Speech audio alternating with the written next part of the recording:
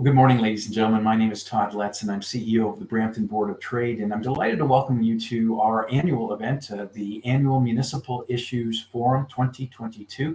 Before we get in, let me take a moment to point out some of the highlights of the platform that we're using here today. Hop in on the left side of your screen. You've hopefully already noticed and participated, take advantage of the networking and the expo areas of this platform. If you haven't visited the expo, we will have it available for you after our main conversation with councillors today. You'll see on the right-hand side of the screen is a chat, and this is important. I'd love for you to put in your questions that you have for our councillors today. Additionally, if you need any help or having any technical difficulties, please feel free to reach out to Justina, who is our tech support here today.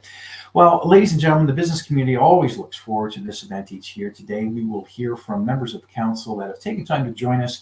I want to thank councillors Majeros, Deputy Mayor Majeros, a recent change, a change that we'll talk about today, and Councillor Paul Vicente, that have joined us. We are expecting Deputy Mayor Pat Fortini and Councillor Williams to join us as well. They haven't yet joined us. We hope that the technology gods will work with us and we'll have all four participants. We have heard from several members of Council, Mayor Brown, Councillor Bowman, and Councillor Santos provide their regrets. They responded to our invitation, but were unable to attend. Unfortunately, we did not hear back after multiple invitations. We did not hear back from Councillors Michael Paleshi and Doug Willens, nor Councillors Hakrit Singh or Gurpreet Dillon. But we will go with the folks that we have here today. I know that you have lots of questions. There's been lots of change at City Hall in the last 12 weeks. So let me start by, as we normally do, acknowledging the land upon which we gather here as a Board of Trade. As you know, this region is part of the treaty lands and territory of the Mississaugas of the Credit. For thousands of years, Indigenous people inhabited and cared for this land and other regions along the corridor. Specifically, we acknowledge both the territory of the Anishinaabe, the Huron-Wendat, the Haudenosaunee, and the Ojibwe Chippewa peoples, and the land that is home to the Métis, and most recently the territory of the Mississaugas of the Credit First Nation, who are direct descendants of the Mississaugas of the Credit. We're grateful to have the opportunity to work on this land, and by doing so, give our respect to its first inhabitants. As participants in today's event, we are coming together as one business community. We believe everyone is free to be their true self and receive the same respect and opportunities regardless of age, ethnicity, gender, culture, identity, sexual orientation, beliefs, or language. And we hope that you'll join us in fostering a positive environment to ensure everyone is safe and we have a welcoming space for all. For our first-time guests, a reminder that the Brampton Board of Trade is a dynamic association of entrepreneurs, corporate professionals, small businesses, city builders, representing the manufacturing sector, logistics, technology, healthcare, food processing. About 75% of the board's membership are small businesses, businesses employing less than 10 people, and they, of course, are responsible for our vibrant restaurants, our unique shopping experience, and reliable business services that we enjoy here in Brampton. Together, our very diverse association, the Board of Trade members employ more than 61,000 in our city. That's about 1 in every 5 jobs. So I am pleased to turn the podium over now to our participating councillors for introductory remarks. Each councillor has just a couple of minutes to say hello before we get into the Q&A portion. So at this time, I'd like to ask Deputy Mayor Martin Majeros for a couple of opening comments. Martin? Yes. First of all, thank you, Todd, and thank you to the Brampton Board of Trade for this opportunity. I always look forward to have these somewhat intimate chats and direct conversations, and it's really great to engage with members of the community on questions. As a as the chair of economic development, and certainly with the vice chair, Councillor Vicente, who I just must add that we are both of Portuguese heritage. So I must say that we're representing today. So just a little plug for the significance of the Portuguese community in Brampton. But on a serious note, I think this is always a great opportunity, because I do know that sometimes with the challenges of COVID, and recently with all the big sort of news items, war in the Ukraine, et cetera, that sometimes municipal business is maybe not top of mind, and maybe there are not as much attention. We know we don't get as much media attention and media reporting as used to. We do have some credible media outlets out there who are still doing some really good reporting, but this is always an opportunity to speak directly with folks. And I must thank the Brampton Board of Trade because, since I've been a councillor since 2014, really following, being engaged with the Brampton Board of Trade, notwithstanding your events and talks and opportunity to meet with your members, it's really guided and helped shape a lot of my I would say mindset regarding the support for the business community and how to really city build. So I would like to publicly thank you for your advocacy, because it's really had an impact on sort of my decision making as a councillor. Thank you very much, Deputy Mayor. And to our audience, I want them to know that Deputy Mayor Medeiros has always been very accessible to the Brampton Board of Trade, always open to ideas, points of view that you have brought forward through the reality of your business operations. And so thank you, Deputy Mayor Medeiros, for your opening remarks and for being with us here today. Another opportunity for engaging dialogue that lifts our community forward. Next, for opening comments is also a friend to the Brampton Board of Trade, Councillor Paul Vicente. Paul represents wards 1 and 5. Again, always very accessible, great conversations, very thoughtful councillor. So happy that you're here with us today. Paul, the podium is yours. Thank you very much, Todd, for that introduction, and thank you, Councillor Medeiros, and other members of council who are joining us here today. The Brampton Board of Trade is truly a friend of the city. Your advice and your support as the city works through so many of its decisions and policies is always truly appreciated. Particularly as we are now on the tail end of an incredible 2-year period where businesses in Brampton have had to deal with what is, I am certain, one of the most challenging situations that we have faced in our lifetimes. And, one of the things that strikes me as Vice Chair of Economic Development is the resilience of the businesses here in the city of Brampton. I know that, Todd, you always like to say that the city of Brampton is poised and ready. And I think that in this pandemic, that was demonstrated time and time again. We kept the country moving.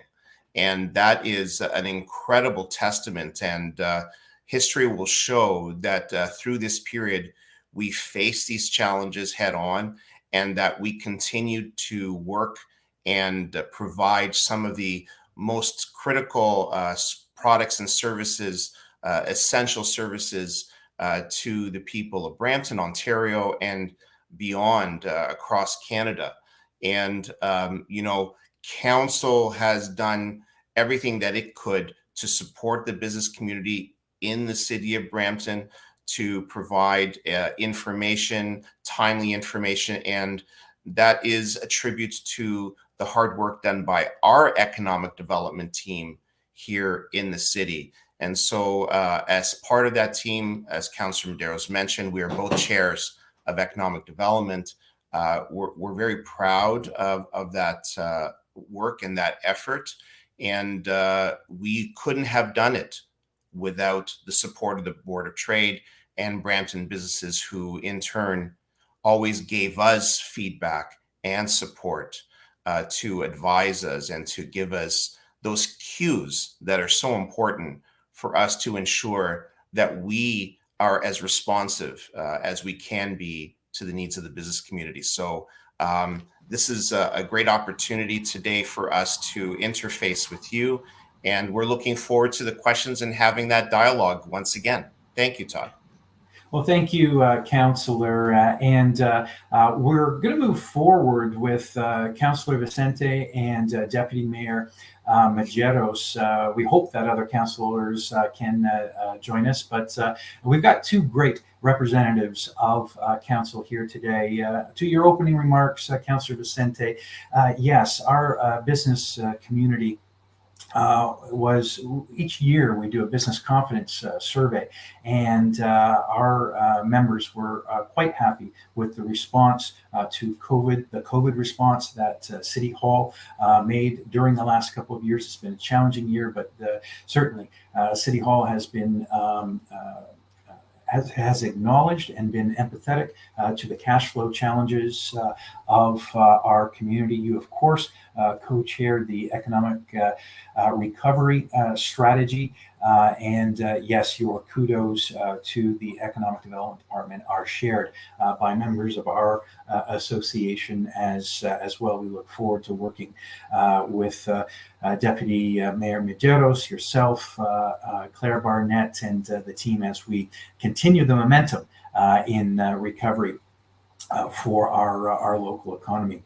I want to get to our audience questions soon, but I've been asked by our members to set the context and to ask an initial question about confidence in the stability and the competence of municipal council. I know that's a very serious question. I know that's a question that's been on both your minds in the last 12 weeks. There's been a lot of changes at City Hall. I want to remind our audience, the business leaders that are with us here today, that these councillors are part of the solution. They're not part of the problem. They have come here today to hear your concerns, and the Board of Trade will continue to work with Council to bring about solutions that help grow our city's prosperity. So my first question is to you both. I'd like to get your perspective. The last 12 weeks, Council has made some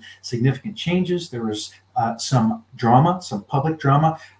Deputy Mayor Medeiros, you mentioned, we have a fragmented media, but it was covered in many blogs, the Star and other papers in February, a boycotted council meeting, a manifesto against authoritarianism, ultimately departures of senior staff, including the CAO, others in the CAO's office, HR director, communications director, integrity commissioner, a reassignment for the commissioner of planning. To the business community, it seemed as though the majority of council had lost confidence in municipal administration and the decision-making authority of the process of its own council. And in many ways, it seemed as though the majority of council had just caught up to the prevailing view of Brampton's business community. In December, we went before council, as we do annually, and provided our insights on the budget. And we didn't have a lot of confidence in that municipal budget, particularly the incomplete and last-minute reports that council was getting that made it really difficult for council to make informed decisions. The budget was only one issue, though, and in fact, if we look back at our 2021 business confidence survey, which earlier that fall, our respondents only half agree that the municipal government displays a positive external brand image. And that's really important because we're trying to attract more jobs, more businesses to Brampton, and we need a consistent, positive external brand to the world. I'm just going to outline a couple of other stats from the respondents, just to set the context, as I've been asked to do. Only about 44% agree that they're confident in council's ability to make good decisions. And lastly, that was 44% down 8 points from the 2020 survey. Again, this was last fall. You've made a lot of changes in the last 12 weeks. But the last stat I want to share is only 4 in 10 agree that the priorities of municipal government align with their business needs. So that was 43%, or down 6 points. And lastly, that the municipal government is trustworthy. So there's some basic confidence issues that have been brewing for a couple of years now.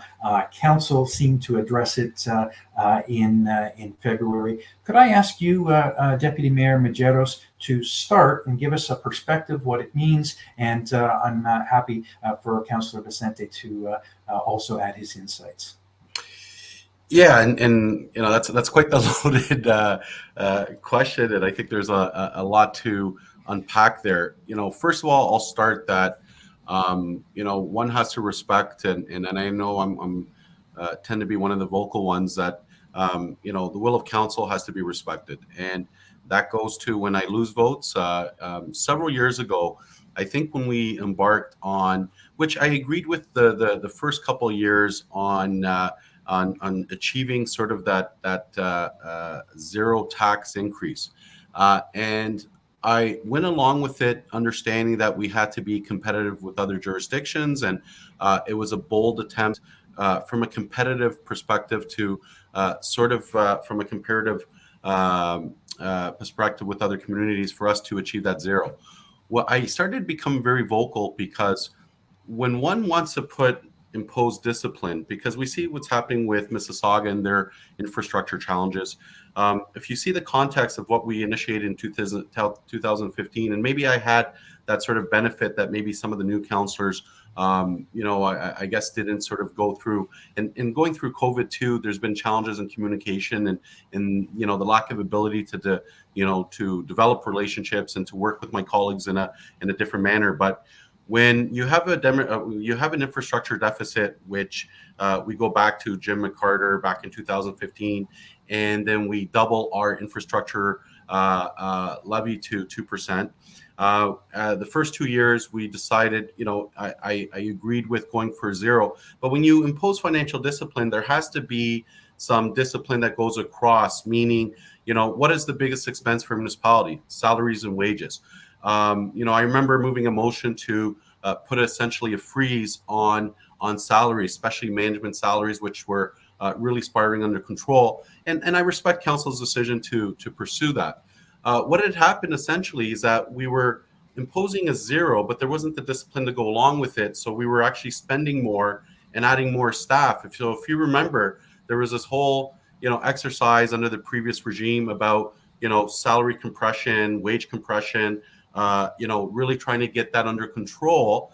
And then it just seemed from one moment to the other, we unraveled everything and things just started going in a really difficult direction. So much so that we have a report today that really highlights a 723 million ballooning deficit for our infrastructure. And then on top, we've reduced what was 2%, sort of putting it away to address it. We're at 0.7 now. So we're not even having the same level to feed into it. So, you know, and one thing was key, and you mentioned our last budgetary exercise. Again, this is all relative, but, you know, being a regional councillor as well, you can see sort of the level of preparedness, documentation, sort of transparency, confidence in the numbers being presented in terms of budget. And the comments that BBOT, when you came to delegate at last budget, I think really sort of woke up many councillors. It really sort of engaged where not only were there's one or two councillors, so we seem to be sort of the lone voices. As of December, you really saw a movement of councillors who were concerned. And again, I know I don't want to get into the particulars in terms of personalities, in terms of leadership and so on, but I think there was a group of councillors that felt they had to make changes, and that is there should be no drama around it. We have every you know, will of council should be respected, rightfully or wrongfully, but that's the way it pursues, pending your perspective. I guess at that point where we brought attention, and you referred to sort of this plea to follow the rules and the communication release, I will say when you find, in my mind, the will of council not being respected, and you again, there are rules of procedure that one has to follow, and when they're in your favor, they seem to be fine. When they're against you, it seems that they were being ignored. And as you know, in the political setting, you have two choices. If things are not in one way being respected, and we felt a group of councillors that things weren't being respected, that you shine a light on it. I think thankfully, cooler minds came to council came together for a unanimous decision 2 weeks following, and there was a unanimous direction in terms of where we wanted to go as a municipality to move forward and address some of those issues. And I think right now, today, for example, the upcoming council, we have to struggle with the fact is we're a high growth community. If we believe the stats that, we know that we're one of the fastest growing top tier municipalities in Canada. We're a high growth community. We get 40,000 people approximately per year that choose Brampton to live. So we have pressures that a high growth community entails, no other different than other GTA communities. So when we look at a ballooning $723 million infrastructure deficit, that is extremely concerning. And then notwithstanding our healthcare needs, notwithstanding everything else in terms of that we have to address. So I don't want to sort of belabor. I'll give the opportunity for Councillor Vicente to provide his perspective. But I think what's important is that in any council, you will have blimps, you will have disagreements. And I think what's the maturity of a council is the way you address them and the way you deal with them.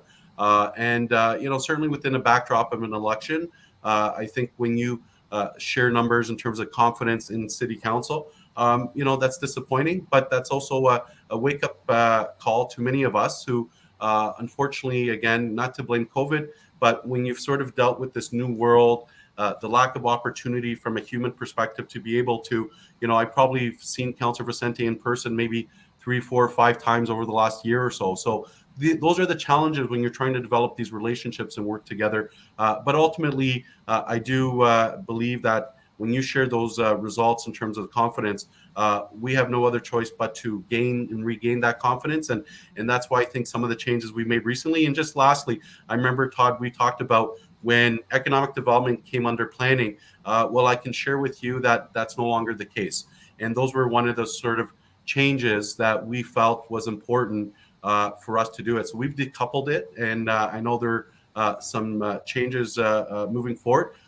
We have to stride and move forward as a community. We have no other choice. So I'll leave it at that, and more than happy to elaborate once after Councillor Vicente. Well, thank you very much, Deputy Mayor Medeiros, and you've provided some great context there. And hats off for making changes that move our community forward. You mentioned, COVID. We just can't ignore the context of COVID, and it has caused people, families, companies, institutions to reflect, to really reevaluate, and I'm sure that was a contributing factor as well in the changes made earlier this year. Councillor Vicente, do you have a perspective on this? What can happen going forward that might reestablish and instill more confidence in municipal council going forward? Thank you, Todd, and thank you, Councillor Medeiros. I think, Todd, your question really just underlines the importance of forums like this and more communication between the city, members of council, staff, and members of the business community.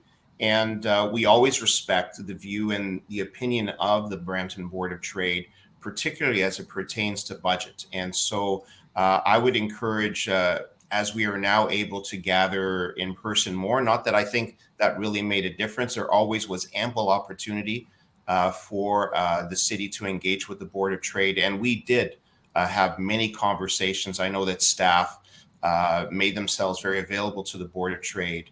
And I think that we need to do more of that. Ultimately, as members of the Board of Directors for the city of Brampton, it's our responsibility to collect the best information available and instruct staff. Staff are there waiting for that direction. And wherever we may find a particular policy or initiative or situation that requires additional direction or a change, it is our responsibility to take that information and provide that direction. And I think you've seen some of that happening over the past couple of months.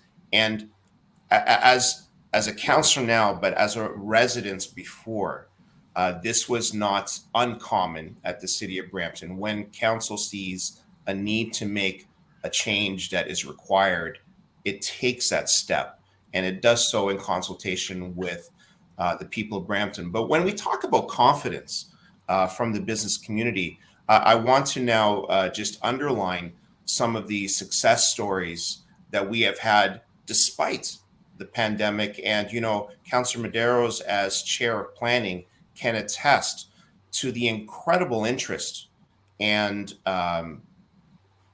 placing down of money and investment in the future of Brampton in terms of planning and development. We are seeing an explosion of interest in projects for Brampton. And I think you have said it before that we are poised. I think the time has now come.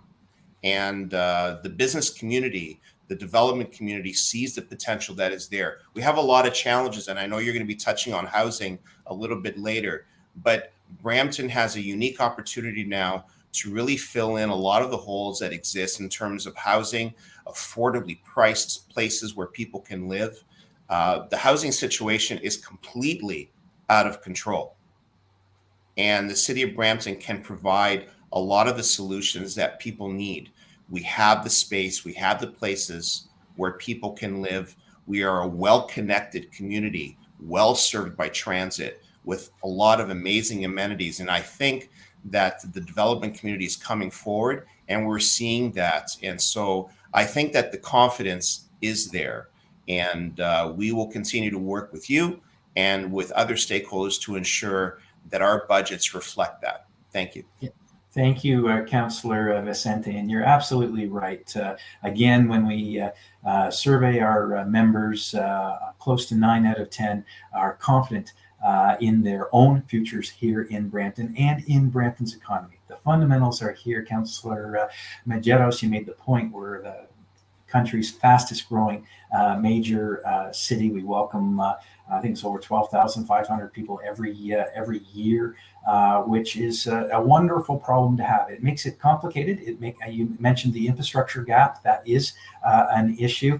But to your point, Councillor Vicente, there are a lot of private sector companies willing to invest. We have a big pending file at planning, and to Deputy Mayor Medeiros' point, so happy that you've uncoupled economic development and planning economic development. I assume is reporting directly to the CAO now, which it should be, because that perspective on investor psychology, that perspective on job creation needs to be heard in a strong way. So thank you for that. I do see a number of questions coming in from our audience. I've been asked to ask one more, and I will ask it to you both again. As you know, the city's Boulevard concept plan for Heritage Heights has been deemed incompatible with the provincial government's vision and the business community's vision for the development of Heritage Heights. The development of Heritage Heights that includes a transit way, 400 series transit way and highway across the top of Brampton and through Heritage Heights. It's truly unfortunate that the councillors that represent those wards are not part of our conversation today. Maybe you want to address that as well, because we need strong leadership in those two wards, the northwest part of our city. For 3 years, the Board of Trade has asked on behalf of the business community to direct city planners to find a viable alternative. We understand you're going down a path that assumes there won't be a highway and there will be, in fact, the world's largest boulevard, but it's been deemed incompatible. And isn't it just responsible to have a viable alternative?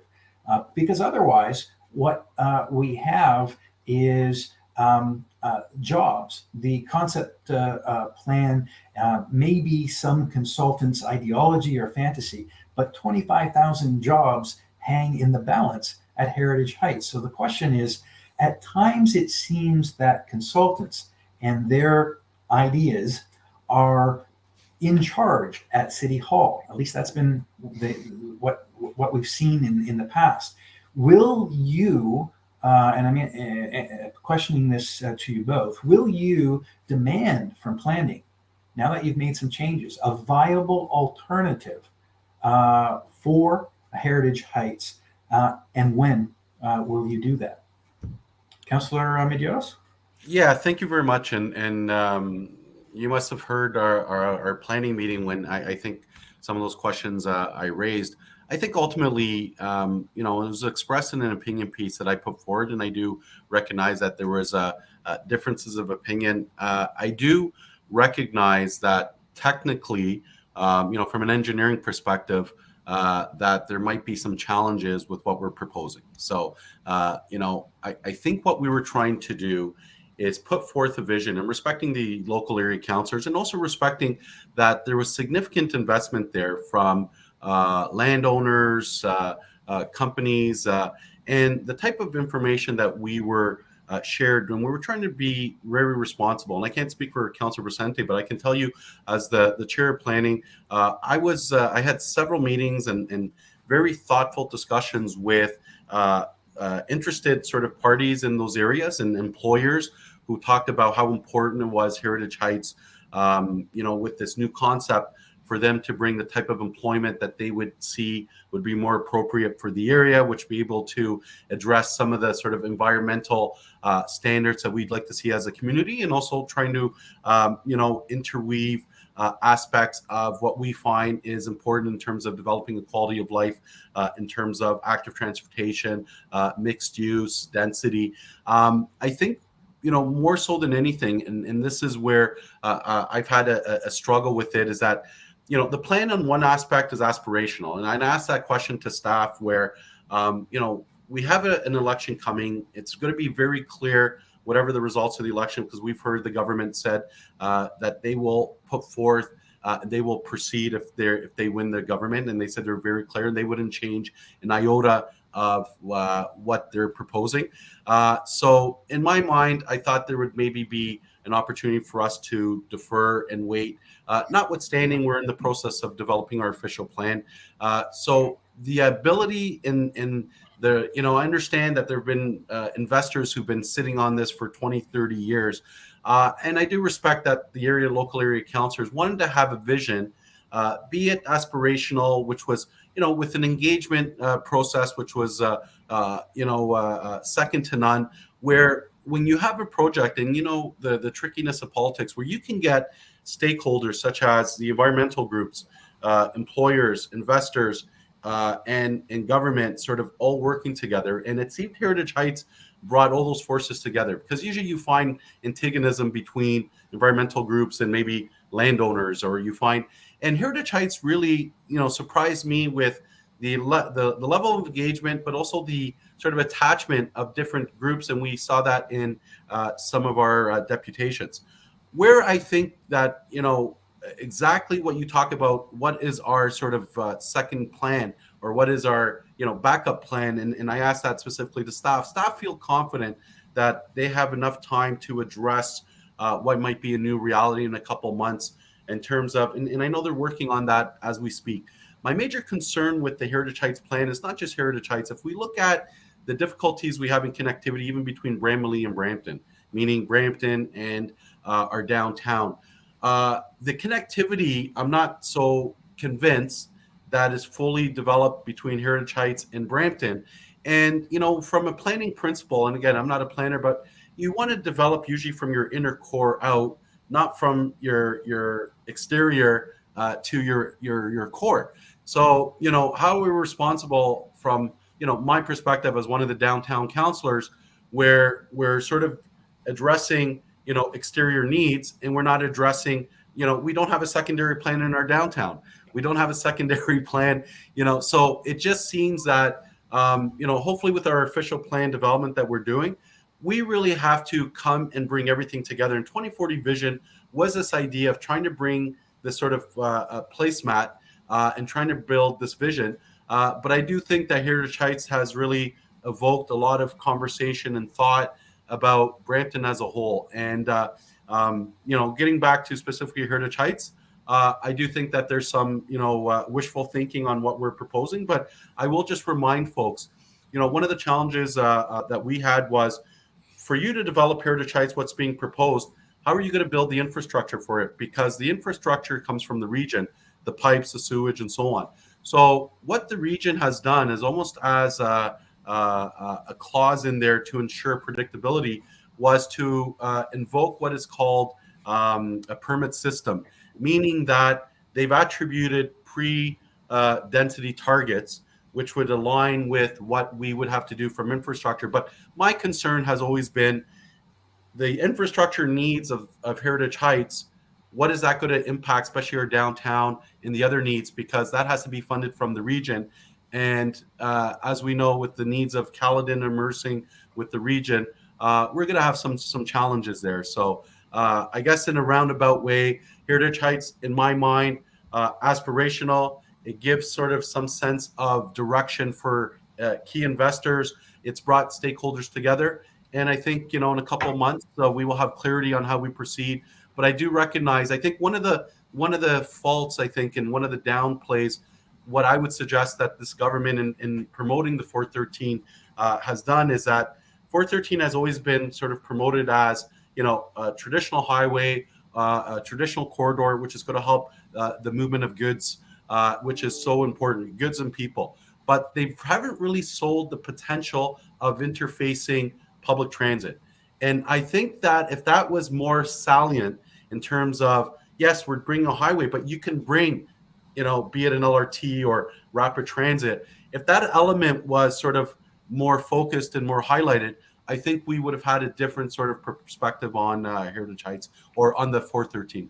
That's just my personal. Thanks very much. You make some very good points, and I'm happy to hear that planning is ready on an alternative plan. It can't come fast enough. I mean, ideologies are great from consultants, but one would think that Brampton family incomes should trump consultant ideologies. So glad to hear that there is some consideration happening there. And you make some very good points about infrastructure and building in our inner city as well as in our outer. And hey, it's a beautiful concept. I think we all are behind the Living the Mosaic 2040 vision of dense and multiple uptowns. That can still happen in Heritage Heights, but it has to happen in a way that's viable economically and respects the fact that Brampton, as we started the conversation today, kept Canada moving. We kept Canada moving because we're a logistics hub, and a highway. You make another good point. It's more than just a highway. It's also a transit way. It's going to be one of the most intelligent transportation systems in the world. Very good points, Deputy Mayor. Councillor Vicente, do you have a perspective on how we can get more jobs in Heritage Heights with a viable plan?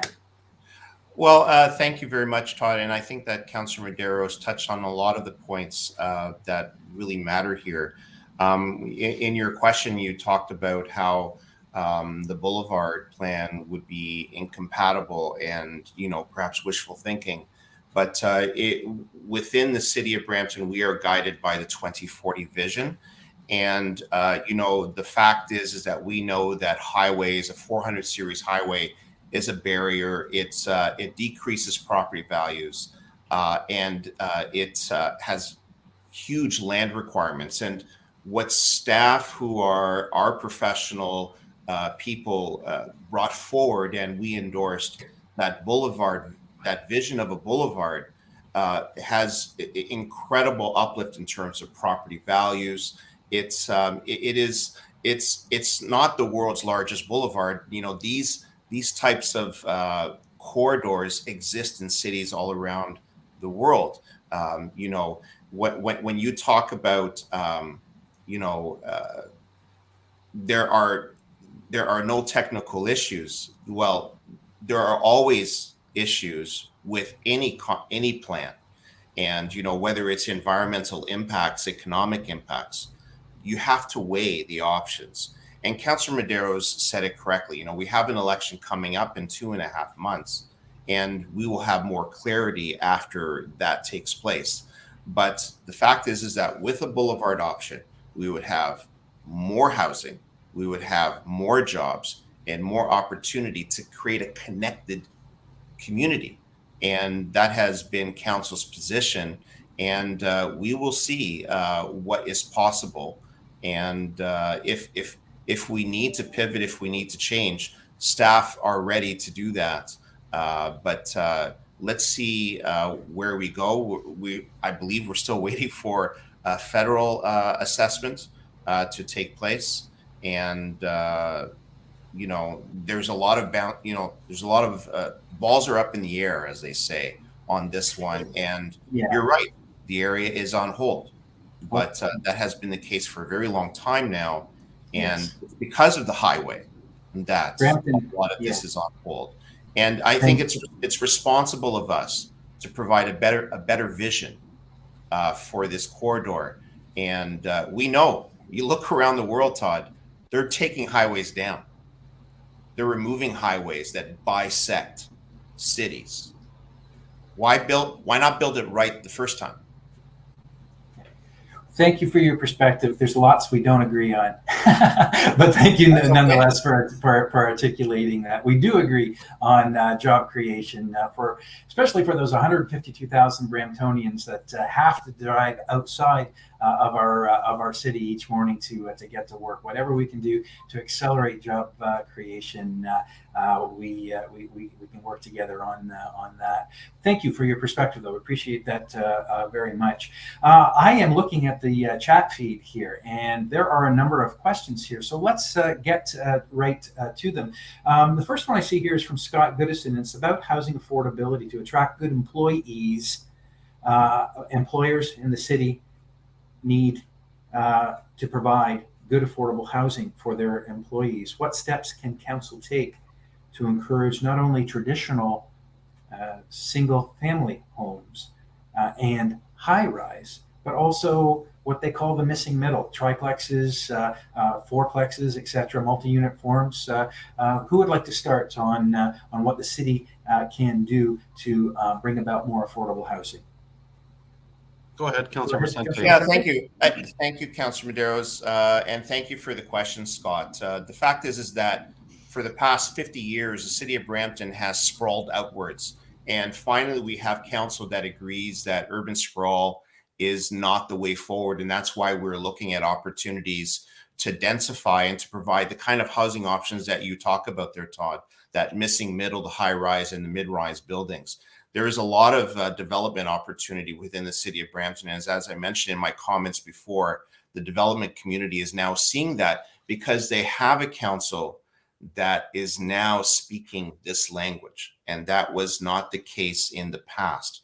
And so I think that to the business community who needs a workforce that is nearby, that can get to work via transit, this council stands ready to promote housing development within the city of Brampton, particularly along our transit corridors and in our transit hub areas. And in a nutshell, that really is the recipe going forward for us to continue to grow, but to grow smartly. Thank you, Councillor. And Councillor Medeiros, anything further to add? Yeah, I guess I'll provide it from, I'll come at it a different way because I think Councillor Vicente did a good job really providing, an overview of sort of where we're as a municipality moving towards. If we look at what's the current state, we have almost a population tsunami if we believe the stats tell us.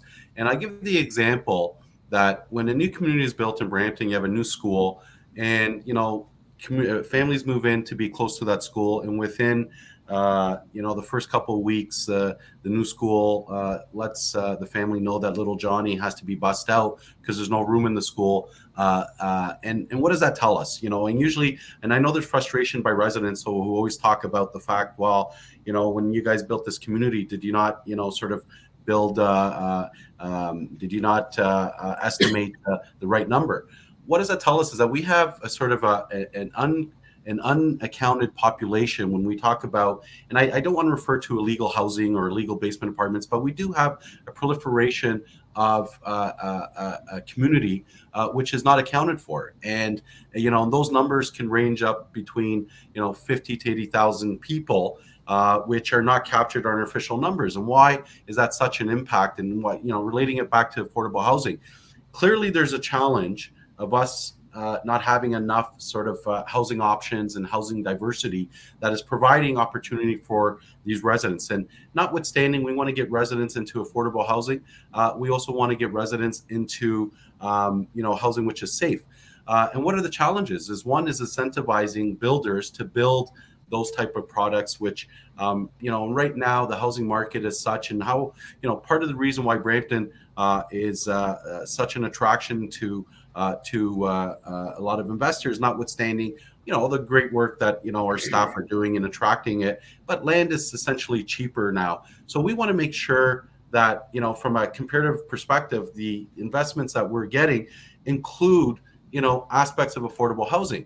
And that's sometimes a tough sort of carrot. That's sometimes a tough challenge to get investors who want to maximize their investment to build within their sort of project affordable housing, what we would qualify affordable housing, because essentially there's a huge need in the municipality. Essentially, we're a high growth community. Essentially, we get, again, those numbers of how many people we get per day. And really, right now, employers are telling us as well that they can't find people to hire because our community, first, we're not getting. It's really difficult to live in such a high cost city, GTA city.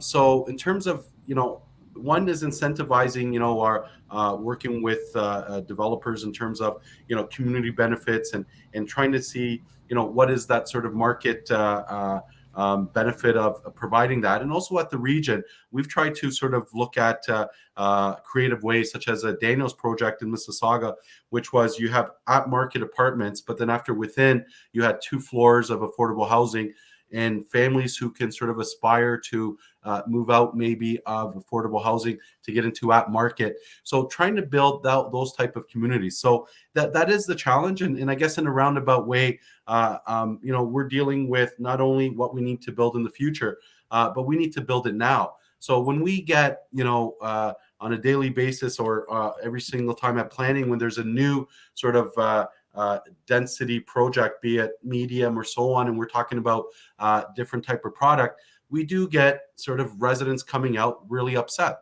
So you need to have a council that has, courage. And I will say that Councillor Vicente, one thing that's impressed me about Councillor Vicente, especially being one of the new councillors, is his courage to take on what he finds is right in terms of building that density is, and it's not easy sometimes within the realm of council to see, 50 to 100 people upset that there's going to be mixed use product, be it high rise or medium rise being built right next to them. It takes courage from council to sort of say, we have a need, we have to make this decision and move forward, because essentially, especially in relation to a backdrop of elections, these are difficult choices. So anyways, in a roundabout way, and at the risk of being a little long-winded, I do say that there's various strategies that we're trying to. One is incentivizing incentivizing investment. The other is doing what we can in terms of making it as part of your application to consider affordable housing. And then after, we have to build the infrastructure and the amenities that support, because it's not just building affordable housing, because it's what are those amenities, what are those sort of community amenities that are really going to support those type of sort of developments and investments in the area. Councillor, thank you for that. We will forgive you for the length of your response because Brampton is the fastest growing city in Canada. It's got a lot of complicated issues that you and your colleague and your colleagues on council are dealing with. So yes, affordable housing and increasing the missing middle is certainly a complicated problem that takes courage and will. And we thank you both for the courage and will that you're showing on that just as a follow-up, I'm just looking at the chat here. Multi-generational family homes are wonderful when they're built for that. That's a wonderful lifestyle. However, we know in Brampton that we're seeing a lot of 3-bedroom homes turn into, occupancy for 6 or more. And I understand that our interim CAO now is the former chief of bylaw. Just a comment there that I wanted to share with councillors about, the because we're a fast-growing city, the issue of illegal apartments continues to be an issue.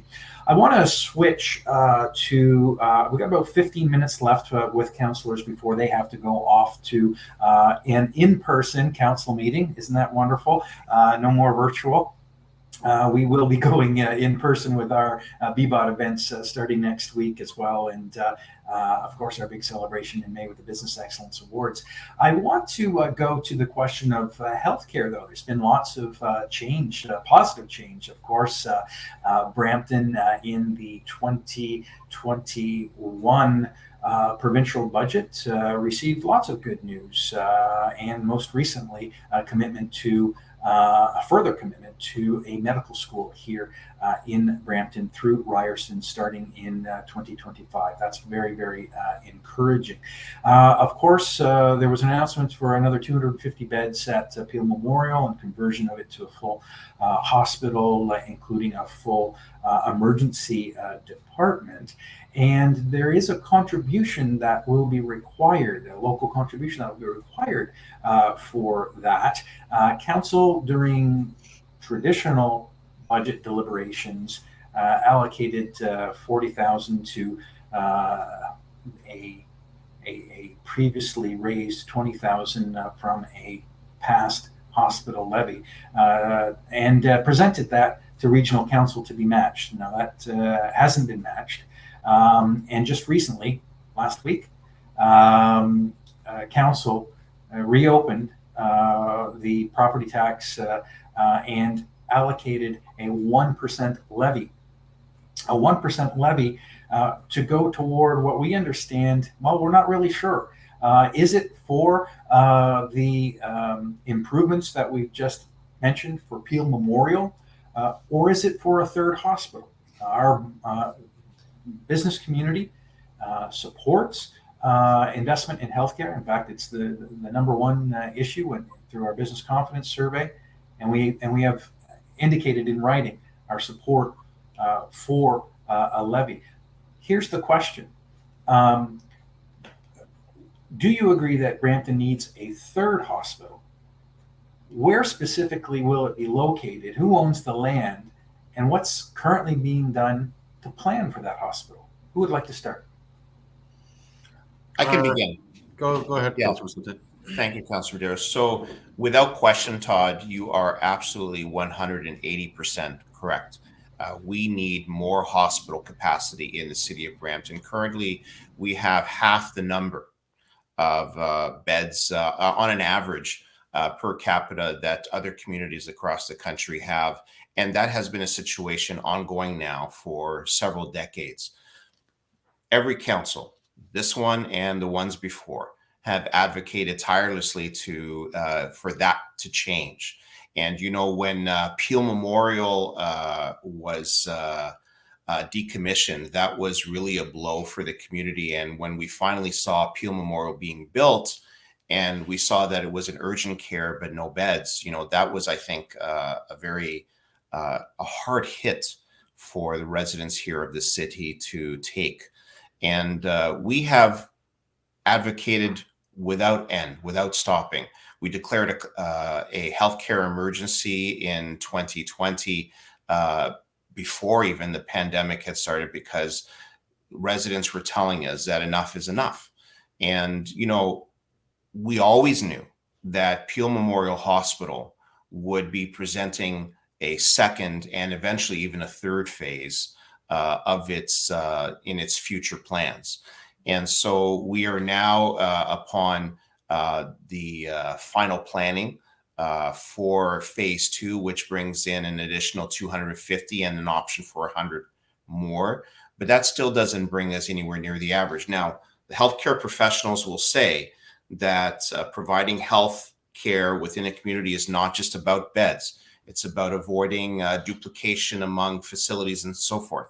And so we respect all of that. But ultimately, in a growing community scheduled to go to 1 million persons before 2040, a third healthcare facility is, of course, required. And we have been in very early conversations with our members of provincial parliament in regard to advocating for a third facility. And I will leave to Councillor Medeiros to explain further about potential locations. But we are going to see the construction of phase 2 of Peel Memorial Hospital through. As you mentioned, we have set aside funds from reserves that we had prior, and we are now collecting a levy from this point forward. But that need for a third hospital is ever present, and that is what I would say about that. Until we recognize the dire need that hallway healthcare is a reality that people here in the city of Brampton are no longer willing to accept, and recognizing that these projects take years to execute, we need to start planning now. Well, thank you, Councillor Vicente. Martin, if you don't mind, we've got about 7 minutes left. I'd like to get one more topic in if we can. I know that you are supportive of additional health care. And what's unique about this advocacy initiative, and that's really where my next question is going. It's about persuading provincial and federal governments to invest more in Brampton. But in this case, we have the business case for additional hospital care in terms of the beds per population.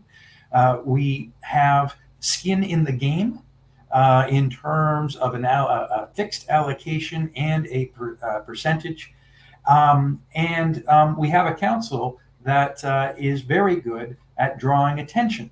So you've got everything you need in order to be successful in getting more hospital, and you've got the business community behind you as well. So let's work together on that.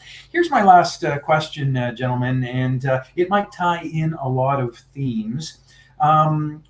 Brampton citizens, Brampton businesses, the 9th largest city in Canada. We contribute a lot of sales tax, a lot of gas tax, a lot of income tax to the senior levels of government. This question specifically is about transit and asking for an update on how the city is doing in advocating for provincial and federal investment in transit. Now, we all remember the circus, the show that you had, where you had MPPs sign a big cardboard to say okay for LRT, and then you had the MPs do that as well. The thing is, in the business community, we know the difference between PR and PO. A PO is a purchase order. That means money's coming. There's a commitment. PR is just razzmatazz. Gentlemen, what's the latest on investment in transit from the provincial and federal governments, and how successful do you think we will be going forward on some important initiatives like LRT, two-way all-day go, etc.? Who would like to begin? Well, I don't mind taking a crack, but I do know Councillor Vicente is the chair of Public Works, and I know he's been involved in some of the discussions, but I don't mind going forward in terms of the advocacy, and it's very opportune because I do know our head of transit, our director of transit, recently has been involved with some lobbying activities and advocacy with not only bureaucrats at Queen's Park, but also there's been a lot of sort of advocacy with different political offices, especially the Minister Mulrooney, Minister of Transportation.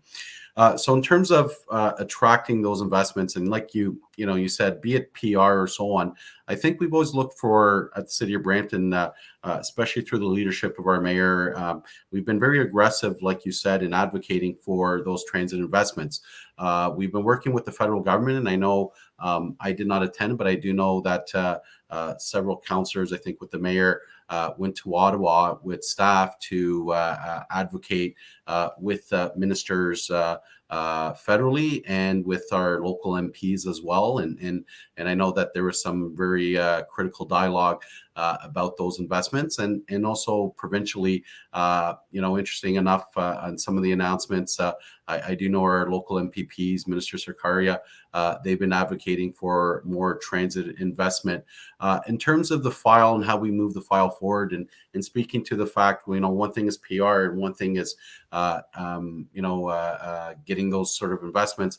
I agree with you that, one of the challenges that we have as a community, and I think that speaks to, the skin in the game or so on. I think, one of the challenges that we've had at council with all these different ongoing issues, that in terms of really sort of putting more investment towards our transit area, and we've put record number of investments in transit and expanding transit, and as a high growth community, we're having challenges keeping up. So I think as we move forward, that has to be an ongoing advocacy. These are big ticket items, and one of the challenges is that when you're dealing with the federal government and provincial government, some of the feedback I've heard is that a lot of these projects require our local contribution, and I think that we have to sort of put more seed money and show the seriousness of our priorities. So when we're budgeting,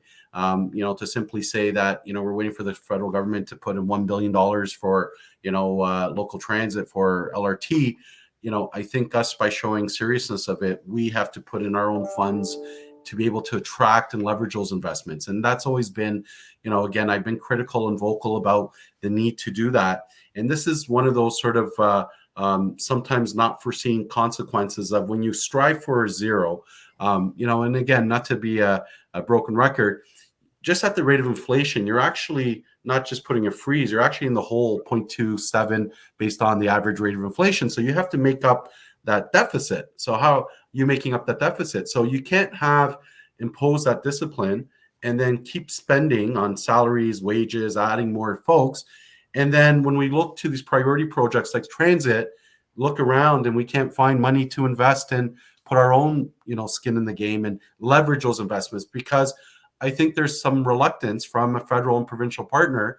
If we're providing these zeros, where are they getting money to provide their local contribution? And I don't want to prolong that. I don't want to be controversial in what I'm saying. I'm just saying that, the seriousness of, it's one thing advocating, like you said, PR. It's another thing in terms of providing that assurity and signaling to the business community our seriousness of putting our own funds in it. Because, I always think to Councillor Parrish, who's not only a friend, but someone who's a mentor. And she says, if you're going to wait around for other governments to build what you need to build tomorrow, you're going to wait all day. You guys have to put your own buck and, put your skin in the game. And that's how you're going to move files forward. And that's essentially what I think that we could have done better. And we have the opportunity, as we move forward, to think about that sort of concept and leveraging those investments. Great. Yeah, I'll come at it from thank you. I'll come at it from a slightly different perspective, if I may. And that is this.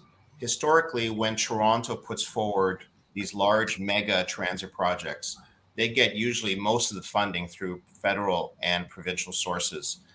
Hamilton got a 50-50 from the province and the feds for their transit corridor. Mississauga, we all know, the LRT is fully funded by the province, and we know through a channel through the federal government as well. And so we have been very clear in our request to federal and provincial partners that we're looking for their support to finish the LRT corridor specifically. And we have had, I know Minister Omar Al-Habra has indicated that the federal government is willing if it has a partner in the province. And so as a council, and Councillor Medeiros is correct, that we have tirelessly advocated to the federal and provincial governments on these files.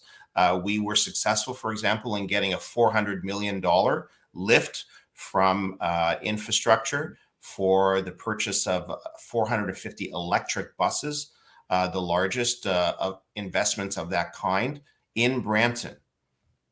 And so we will do everything that we can to make sure, and I don't want to talk about what is our fair share, because, we can go down a very long road if we want to talk about fair share. But let's get what other municipalities are getting. And advocacy, advocacy, business plan, skin in the game. That's the winning formula. So thank you both, councillors. Thank you, Councillor Vicente and Deputy Mayor Medeiros. I know I have to get you to your council meeting. Just know that the Brampton Board of Trade really appreciates your time here today. Know that you fellows are part of the solution. We are with you in advocating for federal investment. In fact, that's what's happening next Wednesday, April 20th. We encourage everyone to come to our Federal Issues Forum. We're holding with all 5 MPs next Wednesday, the 20th. The following day is our Energy and Environment Forum, where we'll hear from Minister Piccini, Ontario's Environment Minister, and Coca-Cola, and a great panel about how we can all get to net zero and prosper from net zero. In May, we've got our Business Excellence Awards on the 5th, and we'll be celebrating Business Person of the Year, Heather Stratty. And of course, yes, we've heard a couple of times, there's an election happening in June. And so our Biz Vote, provincial, May 17th, tune to your screens, because we will have debates in all 5 ridings. So the Brampton Board of Trade is here advocating on behalf of business community, working together with City Hall for investments to grow our city. Thank you, Deputy Mayor Medeiros. Thank you, Councillor Vicente. And we look forward to seeing everyone at a future Board of Trade event. Check out bramptonbot.com. Thank you, everybody.